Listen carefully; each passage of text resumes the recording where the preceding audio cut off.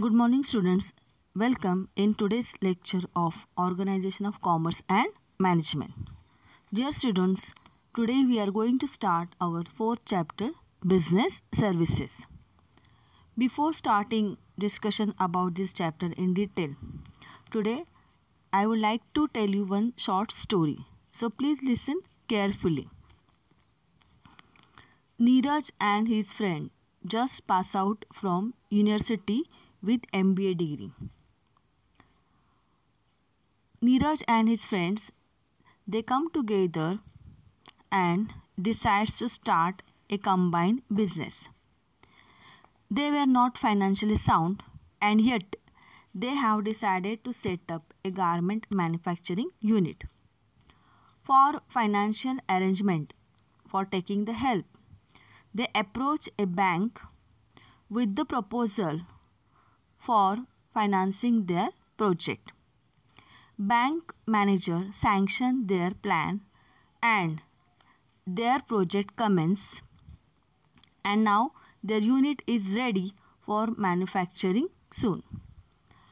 For giving protection, they said their units insured against the fire and other risk.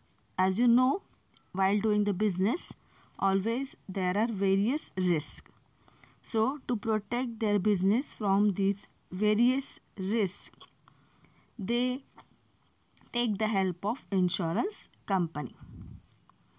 When their unit is ready for production, they send out their samples through courier to various customers in India and abroad also.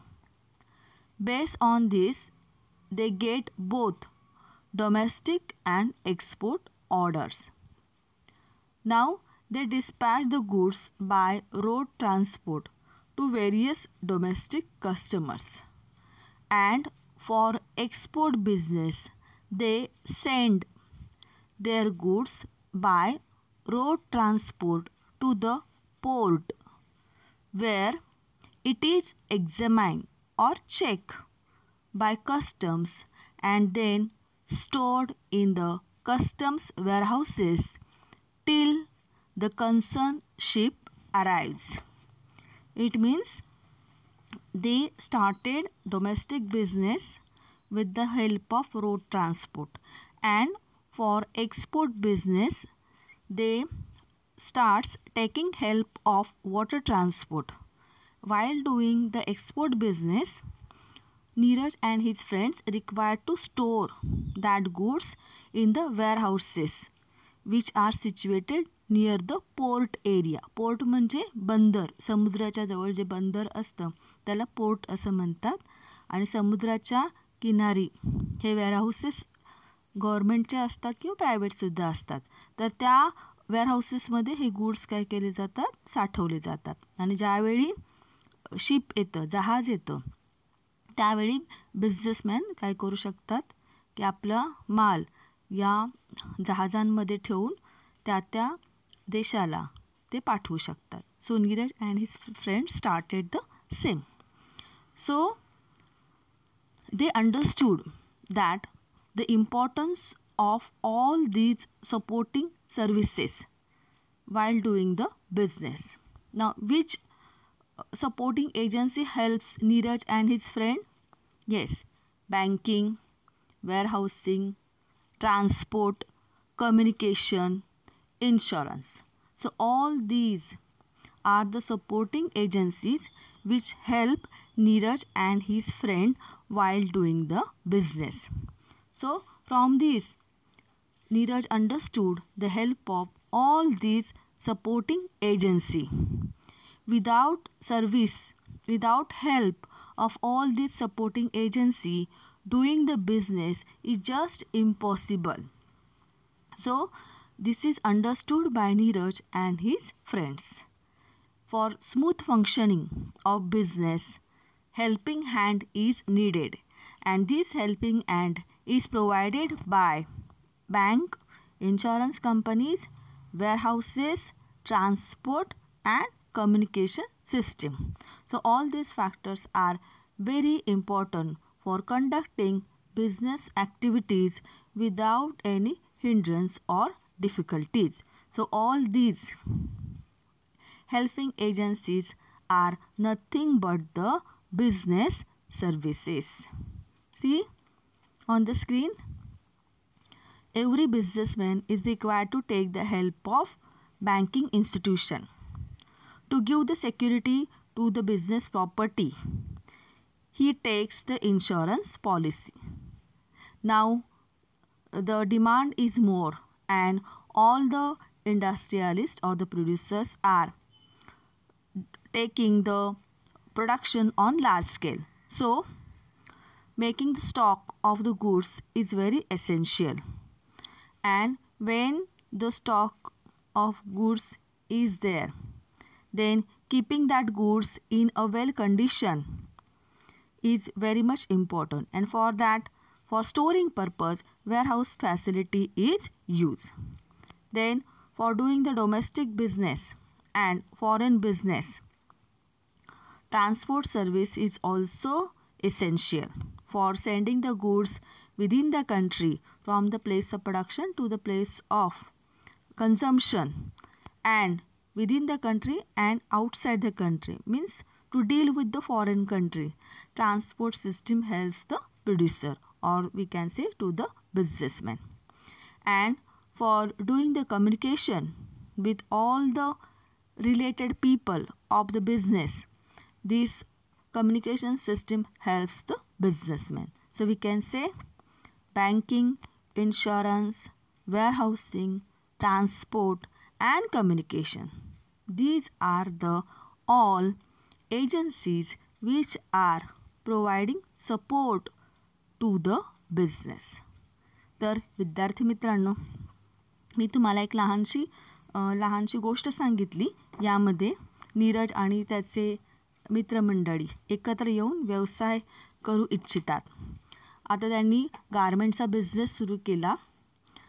त्यांच्याकडे छान कल्पना आहे डोक्यामध्ये, पण नुसती व्यवसायाबद्दलची कल्पना असून उपयोगात नाही, तर ती प्रत्यक्षपणे अंमलात येण्यासाठी पैशांची गरज असते. आता नीरज आणि त्याचा मित्र आपल्या व्यवसायाचं प्रपोजल घेऊन ते कोणाकडे जातात, तर बँकेकडे. बँकेला अधिकारी जे असतात त्यांना ते आपले प्रपोजल दाखवतात. अधिकारी त्या प्रपोजलला मंजुरी देतात आणि त्यांना हवे असलेले लोन किंवा पैशांची मदत ते त्यांना देतात. आता पैशांची जुळवाजुळव तर झाली, पण व्यवसाय करत असताना अनेक रिस्क असतात किंवा धोके असतात. मग या धोक्यांपासून आपल्या व्यवसायाचं संरक्षण करण्यासाठी नीरज आणि त्याच्या मित्रांनी विमा उतरविला, म्हणजेच विमा कंपनीकडनं संरक्षण मागितले. आता व्यवसाय करत असताना मुख्य जी गरज आहे पैशांची ती बँकेकडनं त्यांची भागली. त्यानंतर व्यवसाय करत असताना जे धोके असतात ते धोके कमी करण्याचा प्रयत्न विमा कंपनीकडनं केला गेला. आता नीरज आणि कंपनी यांचं उत्पादन सुरू झालं आणि हे जे उत्पादन आहे ते वेगवेगळ्या ठिकाणी, म्हणजे विदिन कंट्री आणि आउटसाईड द कंट्री, वेगवेगळ्या ठिकाणी पाठवण्यासाठी त्यांनी कुरिअर सर्व्हिसचा उपयोग केला. आपला माल देशांतर्गत पाठवण्यासाठी रस्ते वाहतुकीच्या द्वारे वेगवेगळे जे डीलर्स असतात, रिटेलर्स असतात, मॅन्युफॅक्चरर्स असतात, त्यांच्या मदतीने तो संपूर्ण देशात त्यांनी पाठवला. आणि देशाच्या बाहेर जे कस्टमर्स आहेत किंवा ज्या कंट्रीची त्यांनी व्यवहार केलेला आहे, ॲग्रीमेंट केलेला आहे, त्यांना माल पाठवण्यासाठी जलवाहतुकीच्या द्वारे, की ज्याला आपण वॉटर ट्रान्सपोर्ट असं म्हणतो, त्याद्वारे पाठवण्याची त्यांनी तयारी केली. आता ज्यावेळी माल एक्सपोर्ट केला जातो त्यावेळी तो अर्थातच 2 मार्गांनी पाठवला जातो, एक तर जलवाहतूक नाही तर विमान वाहतूक. तर जलवाहतूक ही स्वस्त आहे, त्यामुळे नीरज आणि त्याच्या मित्रांनी ठरवलं की जलवाहतुकीच्या द्वारे आपण माल बाहेरच्या देशामध्ये पाठवायचा आहे. परंतु प्लेस ऑफ प्रोडक्शन म्हणजे कोणतं असेल, फॅक्टरीतनं माल बंदरापर्यंत नेण्यासाठी त्यांना कशाची मदत झाली, तर रस्ते वाहतुकीची मदत झाली. म्हणजे ट्रकच्या द्वारे, टेम्पोच्या द्वारे त्यांनी काय केलं, फॅक्टरीतनं माल ट्रकमध्ये ठेवला आणि तो माल त्यांनी बंदरापर्यंत आणला. मग तिथं लगेच तर काय जहाजामध्ये ते लगेच माल चढवू शकत नाही, पाठवू शकत नाही, कारण त्या मालाची चेकिंग होत असते. कस्टमचे अधिकारी असतात, तो ते माल पाहत असतात. मग त्यांच्या जहाजाची अरेंजमेंट होईपर्यंत तो माल कुठे ठेवायचा? उघड्यावर तर ठेवू शकत नाही, कारण तो माल खराब होण्याची शक्यता आहे. मालाचा दर्जा जर व्यवस्थित राहिला तरच कस्टमर ते ॲक्सेप्ट करतील, नाहीतर परत सगळी ऑर्डर रिजेक्ट होईल. मग तो माल ठेवायचा कुठे हा प्रश्नच आहे, बरोबर. मग याचं उत्तर किंवा याचं सोल्युशन काय आहे, तर पोर्ट एरियामध्ये गोदामे असतात, वेअरहाऊसेस ज्याला आपण म्हणतो, गोदामे असतात. आणि या गोदामांमध्ये त्यांनी आपला माल सुरक्षितपणे ठेवला की जोपर्यंत जहाज येत नाही तोपर्यंत तो माल तिथे राहिला. मग कस्टम अधिकारी पुढे त्याची चेकिंग करतात आणि मग तो माल पुढे त्या कंट्रीजमध्ये पाठवला जातो. म्हणजे इथे त्यांची मालाची साठवणूक करण्याची जी अडचण होती ती गोदामांमुळे काय झाली, दूर झाली. त्यानंतर शेवटी प्रश्न राहिला तो कम्युनिकेशन. तर पूर्ण कंट्रीमध्ये आणि आउटसाईड कंट्रीमध्ये सुद्धा व्यवसायाशी संबंधित जे लोक आहेत त्यांच्याशी कम्युनिकेशन करण्यासाठी आता तर तुम्हाला माहिती आहे की वेगवेगळी साधनं उपलब्ध आहेत. इंटरनेट आहे, सेलफोन आहेत, मोबाईल आहेत, त्यानंतर ईमेल आहेत. तर या सर्व साधनांचा उपयोग करून त्यांनी काय केलं, संबंधित लोकांशी संदेशवहन केलं, म्हणजे कम्युनिकेशन केलं. म्हणजे जस्ट बघा तुम्ही, या छोट्याशा गोष्टीतनं आपल्याला काय समजतं की बिझनेस म्हणजे नुसतं वस्तूंचं आणि सेवांचं प्रोडक्शन आणि डिस्ट्रीब्युशन आहे का, तर नाही. बिझनेस करताना इतरही सेवांचा उपयोग हा करावा लागतो, तरच तो बिझनेस व्यवस्थितपणे सुरू होऊ शकतो आणि दीर्घकाळापर्यंत तो चालू शकतो. म्हणजे नीरज आणि त्याच्या मित्रांना काय समजलं यामधून की business is not just production and distribution of goods and services. To survive the business for a longer period of time and to conduct all the business activities smoothly, helping agencies, or we can say all other support of helping agency is required.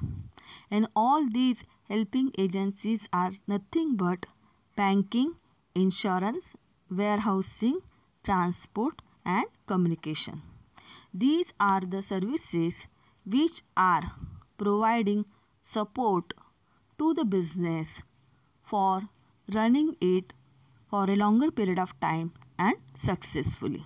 We can say that business services are those services which help in successful running of business. The example of these services are banking, insurance, transport, warehousing and communication. Business cannot be imagined in the absence of these services. With the growth in the business, the need and importance of these services are increasing accordingly. So today, these services are playing a vital role in the development of the business. And see, these services are intangible in nature.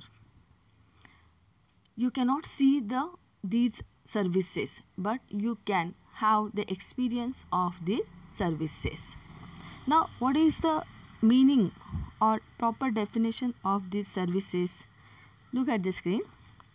Some expert explains the meaning through their definition of these services. First is of Philip Kotler. A service is an act of performance that one party can offer to another that is essentially intangible and does not result in the ownership of anything. Its production may or may not be tied to physical product. This is the first definition of service. Now the second one is given by American Marketing Association. According to that, activities, benefits for satisfaction which are offered for sale or provided in connection with the sale of goods. So from these two definitions, we get the idea that services is provided by one party or one person to another, and always services are intangible. You cannot see the services in a physical form. And another important thing is that you cannot have the ownership of that services. Yes, you can get the benefit of that services. So, and one more thing is that these services may not be in a physical form like a goods or a product. Sometimes you may get the benefit of these services in a physical form also, and sometimes you may not be. Means, see, when you want to purchase any grocery thing, then you visit to the grocery shop, and shopkeeper is there, and from that shopkeeper you are asking for that product. You are paying the cost or price of that product, and you are having that, for example, say sugar, and that shopkeeper gives you sugar. Now here give and take is there. You have given the money and shopkeeper has given you the sugar. So here you got the service from the shopkeeper in the form of sugar because it's a need for you. म्हणजे तुम्हाला ती साखर मिळाली दुकानदाराकडनं, आणि ती साखर ही तुम्हाला कुठल्या फॉर्ममध्ये मिळाली तर प्रोडक्ट. आपण बघू शकतो साखर, बरोबर आहे. तर साखरेची गरज आपल्याला अनेक कामासाठी लागते, तर आपली ही गरज भागली गेली.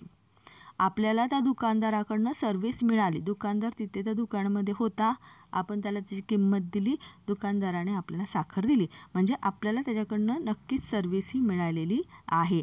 पण अशी सर्व्हिस म्हणून आपण, सेवा म्हणून आपण असं कुठलंही काही प्रमाणपत्र किंवा वस्तू दाखवू शकत नाही.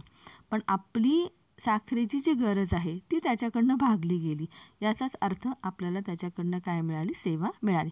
समजा तो दुकानदार त्या दुकानात जर नसता आणि तुम्ही त्या दुकानामध्ये गेला असता आणि तिथे नुसतंच उभं राहिलं असतात की मला साखर पाहिजे म्हणून, तर तुम्हाला ती मिळाली असती का, तर नाही.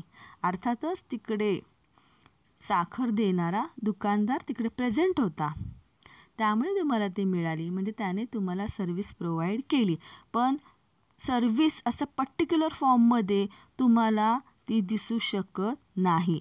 जसं तुम्हाला अनेक वस्तू दिसतात, जसं क्लासरूममध्ये आपल्याला बेंच आहे दिसतो, डेस्क दिसतो, चॉक दिसतो, डस्टर्स दिसतो, वेगवेगळे मॅप असतील तर ते दिसू शकतात, नोटबुक दिसते, तुमची बॅग दिसते. तसं फिजिकल फॉर्ममध्ये तुम्हाला सर्व्हिस कधीही दिसणार नाही, पण निश्चितच तुम्हाला त्याचे बेनिफिट हे घेता येतात. So we can say that for conducting business and to carry all the activities of business, these services are very, very important. Without the help of these services, conducting business is just impossible. म्हणजे आत्ताच्या काळामध्ये व्यवसाय करत असताना या सगळ्या ज्या सेवा आहेत, बँकिंग, इन्शुरन्स, ट्रान्सपोर्ट, कम्युनिकेशन, या सेवा अत्यंत महत्त्वाच्या आहेत. या सेवांच्या मदतीशिवाय कोणताही उद्योजक आपला व्यवसाय करू शकत नाही. It is just impossible. Now we are going to discuss the features of services. मग ह्या सर्व्हिसेस कशा असतात किंवा यांचं स्वरूप कसं असतं. Now see the first point, intangibility. Second, inseparability. Third, inconsistency. Fourth, perishability. Fifth, non-transferability. Sixth, consumer participation. All these are the points which are explaining the features of business services. Now we are going to discuss one by one. Intangibility. Intangibility means what? You cannot see the things directly. Service is not a physical product that cannot be touched or seen. A service can be experienced by the buyer or the receiver. Services lack material form and therefore they are intangible. Due to intangibility, services cannot be demonstrated like goods, and therefore service providers must create good impact on the customers by delivering quality service on time. So we can say services cannot be seen, touched and smell as they are intangible. They can only be felt. म्हणजे याचा अर्थ काय, तर services या कशा असतात, अदृश्य स्वरूपात असतात, त्या तुम्हाला दिसत नाहीत. सेवा या अदृश्य असतात, त्या पाहता येत नाही, त्यांना स्पर्श करता येत नाही किंवा त्यांचा गंधसुद्धा येत नाही, फक्त त्यांचं तुम्हाला अस्तित्व जाणवतं. फॉर एक्झाम्पल, बँकेची इमारत आपल्या सर्वांना दिसते, आपण ती बघू शकतो, पण त्या बँकेत दिल्या जाणाऱ्या सेवा आपल्याला पाहता येत नाही. परंतु लोकांना बँक सेवेचा फायदा मात्र मिळतो. म्हणजे बघा, बँकेची बिल्डिंग दिसते, आपण बँकेत जाऊन पैसे डिपॉझिट करू शकतो, काढू शकतो किंवा ट्रान्सफर करू शकतो किंवा इतर अनेक कामे बँकेची असतात ती आपण करू शकतो. पण बँक नेमकं कोणत्या सेवा देते हे आपण फिजिकल फॉर्ममध्ये आपल्याला दाखवता येणार नाही, परंतु आपली जी गरज असते पैशांची म्हणा किंवा आपले व्यवहार, आर्थिक व्यवहार पूर्ण करण्यासाठीची, ती मात्र बँकेकडनं भागवली जाते. म्हणजेच बँकेच्या सेवेचा आपल्या सर्वांना फायदा होतो, पण ती आपल्याला दिसत नाही. Now the next, inseparability. Unique characteristic of services is that the services and the service provider cannot be separated. The presence of service provider is there at the time of delivering services to customer. In case of services, production and consumption take place at the same time. It means that की इथं आपल्याला असं सांगता येईल की हे एक वैशिष्ट्य आहे सेवेचं, की सेवा देणारा आणि घेणारा हे त्यावेळी तिथे उपस्थित पाहिजे. जो सेवा देतो त्याच्यापासून सर्व्हिस ही सेपरेट करता येत नाही. म्हणून असं म्हटलेलं आहे की सर्व्हिस इज इनसेपरेबल. तिथे प्रोव्हायडर जो असतो आणि जो ती सेवा घेणारा असतो म्हणजे कस्टमर असतो, हे ॲट अ टाईम दोन्ही समोरासमोर असायला पाहिजेत, म्हणजे तुम्हाला त्या सेवेचा लाभ हा घेता येतो. प्रोव्हायडरपासून सर्व्हिस ही सेपरेट करता येत नाही. The third is inconsistency. Services are heterogeneous. There can be no perfect standardisation of service. Even if the service provider remains the same, the quality of the service may differ from time to time. And these services are, we can say, heterogeneous. Heterogeneous म्हणजे services या असमान असतात, एकजिन्सी नसतात. आणि services समजा एक example घेऊया आपण की हॉटेलमध्ये, एखाद्या रेस्टॉरंट्समध्ये तुम्ही जाता आणि तुम्हा आलेला अनुभव आणि त्याच रेस्टॉरंटमध्ये जर तुमचा एखादा मित्र गेला आणि त्याला आलेला अनुभव हा नेहमी कसा असतो, वेगवेगळा असू शकतो. कधी कधी काय होतं, त्या हॉटेलमधून मिळणारी जी सर्व्हिस आहे ती तुम्हाला अगदी चांगली मिळाली असेल, तिथला मालक, तिथले जे कर्मचारी आहेत त्यांच्याकडनं तुम्हाला चांगली वागणूक मिळाली असेल, पण त्याच हॉटेलमध्ये असाही अनुभव तुमच्या मित्राला येऊ शकतो की त्याला वेळेवर सर्व्हिस मिळाली नाही किंवा हॉटेलच्या मालकाकडून, कर्मचाऱ्यांकडनं त्याला ट्रीटमेंट चांगली मिळालेली नाही. आणि ज्यावेळी तुम्ही आणि तुमचा मित्र एकत्र भेटता आणि त्या हॉटेलविषयी जेव्हा तुम्ही तुमचा रिप्लाय देता, तुम्ही म्हणता अरे खूप छान हॉटेल आहे, एकदम फास्ट सर्व्हिस आहे त्यांची आणि त्यांचे जे कर्मचारी आहेत त्यांचं नेचर पण चांगलं आहे आणि एकदम पोलाईट त्यांचे कर्मचारी आहेत, असं तुम्ही रिप्लाय देता. आणि त्याच वेळी तुमचा मित्र म्हणतो छे कधीच मी त्या हॉटेलात जाणार नाही, अजिबात ते हॉटेल सर्व्हिसच्या बाबतीत चांगलं नाही, तिथे मला कर्मचाऱ्यांकडनं चांगली ट्रीटमेंट मिळालेली नाही. म्हणजे बघा, हॉटेल सेम आहे पण मिळालेली सर्व्हिस ही दोन्हीला वेगवेगळी आहे आणि असू शकते. त्यामुळे असं म्हटलं आहे की जे सर्व्हिस प्रोव्हायडर असते त्यांच्याकडनं मिळणारी जी सर्व्हिस असते ती इनकन्सिस्टन्सी असू शकते, म्हणजे ती हेट्रोजेनियस असू शकते, होमोजिनियस नाही. होमोजिनियस म्हणजे एक समान, सगळ्यांना एकसारखी सर्व्हिस, आणि हेट्रोजिनियस म्हणजे वेगवेगळी. तर अशा प्रकारे जो सर्व्हिस प्रोव्हायडर असतो त्याच्याकडनं सर्व्हिसेस ही वेगवेगळ्या प्रकारे मिळू शकते. नाव the fourth one, perishability. The production and consumption of services are inseparable. because storage of services is not possible. Being an intangible transaction, there can never be an inventory of services. Unlike goods, they cannot be stored for future sale. So, these services cannot be stocked. Services cannot be stocked. For example, suppose a bank employee goes on strike today. Now it is not possible to stock the services which he can give today, and he cannot give the same service to the next day by working double. That's why it is said that demand and supply of services go hand in hand. Neither it is possible that the supply of services is more than its demand, nor be stored. In other words, we can say services are perishable. Perishable म्हणजे services या कशा असतात, नाशवंत असतात. म्हणजे ज्यावेळी तुम्हाला गरज आहे त्यावेळी जर ती सर्व्हिस घेतली नाही किंवा मिळाली नाही तर त्या सर्व्हिसचा काही उपयोग हा होत नसतो. फॉर एक्झाम्पल एक बसचं घेऊया आपण. तुम्हाला माहिती आहे की सकाळच्या वेळामध्ये बसला ट्रॅफिक हे कमी असतं आणि ज्यावेळी सकाळी बस निघते त्यावेळी मोस्टली आपण बघतो की कमी प्रवासी असतात आणि सगळ्या सीट्स समजा सकाळच्या वेळामध्ये बहुतेक सीट्स या रिकाम्या राहिलेल्या आहेत. ओके, ही मॉर्निंगच्या झाली आहेत. मॉर्निंगला सीट्स सगळ्या रिकाम्या आहेत. आता तीच बस ज्यावेळी दुपारी जाते त्यावेळी ती पूर्ण प्रवाशांनी भरलेली आहे. पण आपण असं नाही म्हणू शकत ना आत्ता दुपारच्या वेळामध्ये सकाळी त्या सीट्स रिकाम्या होत्या म्हणून आता मी डबल प्रवासी भरणार आहेत. म्हणजे सकाळची जी रिकामी गाडी गेली ती भरून काढण्यासाठी आता आम्ही बसमध्ये डबल प्रवासी घेणार आहेत आणि ती रिकामी राहिलेली जागा मी आता भरून टाकणार आहे. हे शक्य आहे का? नाही.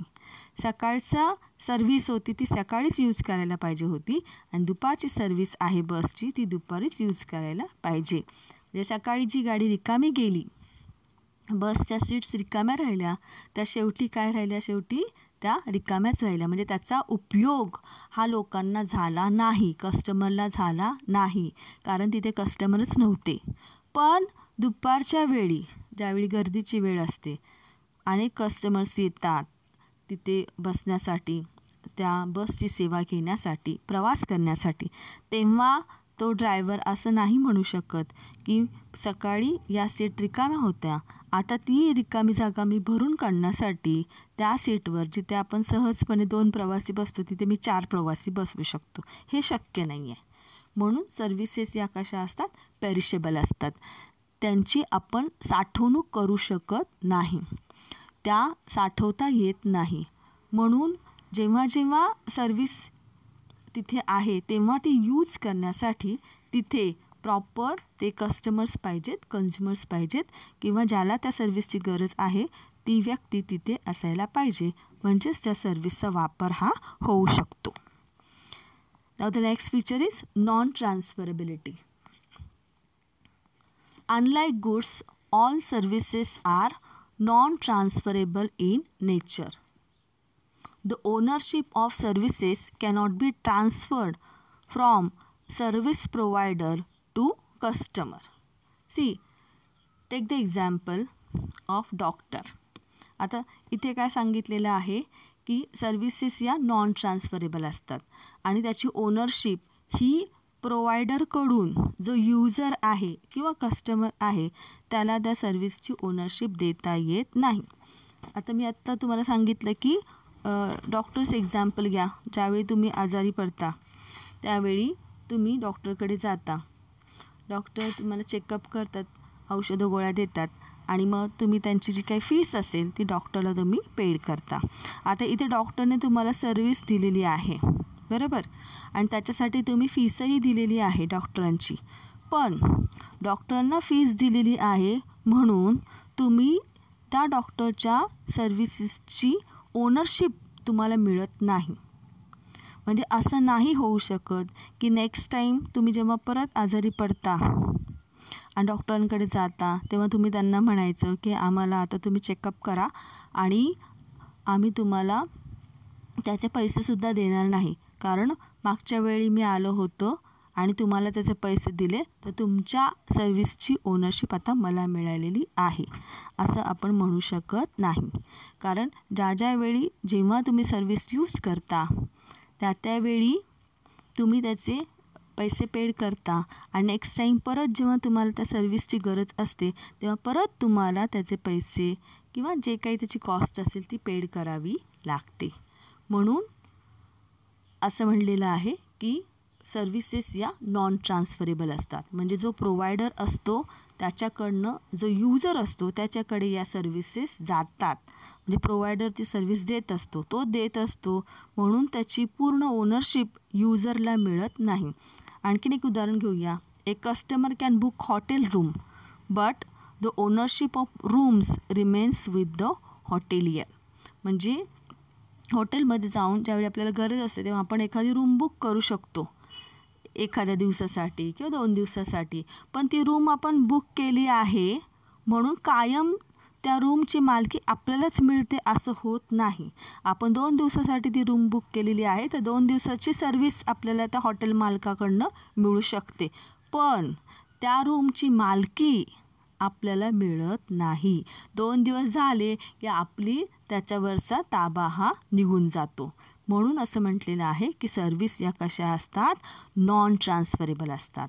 त्या ओनरकडनं यूजरकडे कायमच्या जाऊ शकत नाहीत. आणखीन एक एक्झाम्पल, जसं हेअर सलून आहे किंवा ब्युटी पार्लर्स आहेत या केक शॉप आहे, तर आपण तिकडे जाऊन तुम्हाला जी सर्विस त्यांच्याकडून हवी आहे ते तुम्ही घेऊ शकता, त्यांना पैसे देता त्याबद्दल, पण तुम्ही त्याचे पैसे दिलेले आहेत म्हणजे त्यांच्या सेवेची मालकी ही तुम्हालाच मिळाली आहे असा अर्थ होत नाही. ज्यावेळी तुम्हाला त्या सेवांची गरज असते त्यावेळी पुन्हा पुन्हा तुम्हाला तिथे जावं लागतं आणि दरवेळा तुम्हाला त्याची जी काही प्राईस असते, जे काही कॉस्ट असते, त्यांचे सर्व्हिस चार्जेस असतात ते तुम्हाला द्यावेच लागतात. नाव the next is consumer participation. For services, participation of consumer is equally important. Without the participation of consumers, services cannot be offered. The seller cannot offer services without the presence of customer. See, we will take one example for explaining this. For example, a transport company is ready to take you on a tour.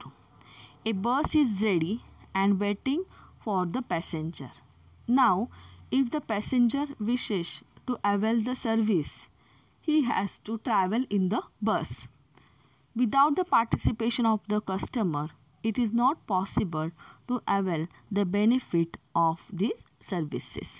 म्हणजे याचा अर्थ असा आहे की समजा एखादी प्रवासी वाहतूक कंपनीचे वाहन प्रवाशांना नेण्यासाठी तयार असेल, तुम्हाला घेऊन जाण्यासाठी ते तयार असेल, तर प्रवाशाने त्या बसमध्ये जाऊन बसणे आवश्यक आहे. त्या ग्राहकाला स्वतःच्या सहभागाशिवाय किंवा पुढाकाराशिवाय त्या सेवेचा फायदा घेणे शक्य नसते. म्हणजे तुम्हाला जर त्या बसचे बेनिफिट हवे असतील आणि बस कंपनीने तुम्हाला ती बस अवेलेबल करून दिलेली असेल, तुमच्यासमोर बस असेल, पण तुम्ही जर त्या बसमध्ये बसलातच नाही तर तुम्हाला त्यांनी ऑफर केलेल्या सर्व्हिसचा फायदा घेता येणार नाही. म्हणजे जसं की बँकेची इमारत समोर दिसते आणि तुम्ही जर म्हणलात की मला बँकची सर्व्हिस पाहिजे, बँकेच्या काय सुविधा आहेत त्या मला बघायच्या आहेत, मला घ्यायच्या, तर तुम्हाला बँकेमध्ये जाऊन किंवा त्यांच्याशी कम्युनिकेशन करून त्या सर्व्हिसेस तुम्हाला काय कराव्या लागतील, घ्याव्या लागतील, तरच तुम्ही त्याचा फायदा हा घेऊ शकता. अदरवाईज नुसती बस तुमच्यासमोर उभी राहून उपयोग नाही, तर तुम्हाला एका ठिकाणाहून दुसऱ्या ठिकाणी जाण्यासाठी त्या बसमध्ये बसावं लागेल आणि मग त्या ट्रॅव्हलिंग एजन्सीने ऑफर केलेल्या सर्व्हिसचा तुम्ही बेनिफिट घेऊ शकता. Okay, so students, these are all called as features of business services. Services are intangible, services are inseparable. In services, inconsistency is there. Inconsistency means heterogeneous. They are not homogeneous. Then services are perishable. services are non-transferable, and consumer participation is required for giving for giving and taking of the benefits of that services. So students, I hope you have understood the importance of all these services, which are banking, insurance, transport, warehousing, and communication. All these 5 are called as business services. So I hope you have understood the meaning of business services, then features of business services. In next lecture, we are going to discuss all these services in detail.